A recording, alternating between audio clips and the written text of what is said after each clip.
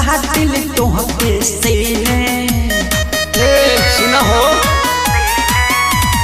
मन करेला कोरा उठाई साटिल तोहके सीने मन करेला कोरा उठाई साटिल तोहके सीने खाता जोबन कवना भोजन के खाता जोबन कवना भोजन के बढ़ता दिन दिन खाता जोबन कवना भोजन के बढ़ता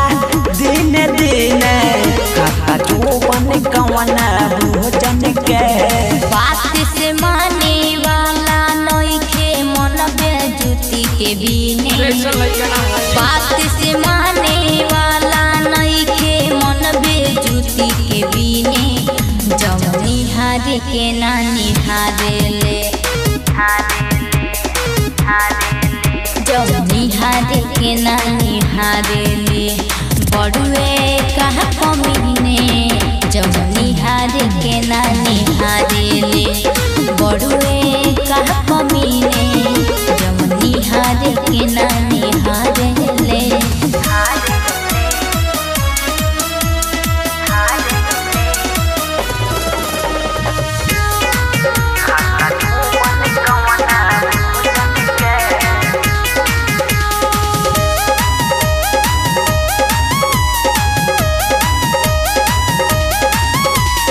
लड़केलू जब जब दरकला छाती सोरके ओढ़निया तो फरकेलू आखी सुना तड़ू ना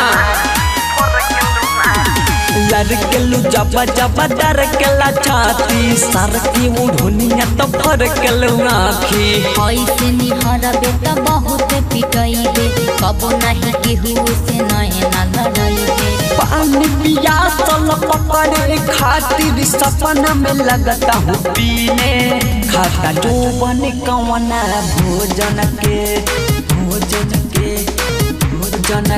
खाता जोबन कवना भोजन के बढ़ता दिन दिन खाता जोबन कवना भोजन के बढ़ता दिन दिन खाता जोबन कवना भोजन के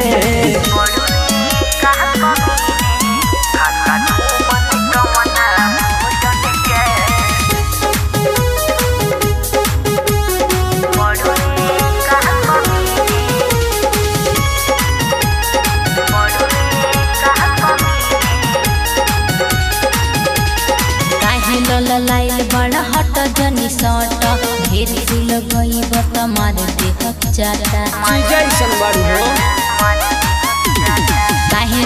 लाइल बड़ा हट जनी सट ढेर सिल गई बत मार देह चाटा विजय पे काबिज पहले से करना घोरो सहारा से कहता रे बिट्टू बुलोरो देह फसाई तीनों जनी के लगबन टिया गिने जवनी हारे के ना निहारेले जवनी हारे के ना निहारेले बड़ुए कहा कमीने जवनी हारे के ना निहारेले बड़ुए कहा कमीने खाता जोबन कवना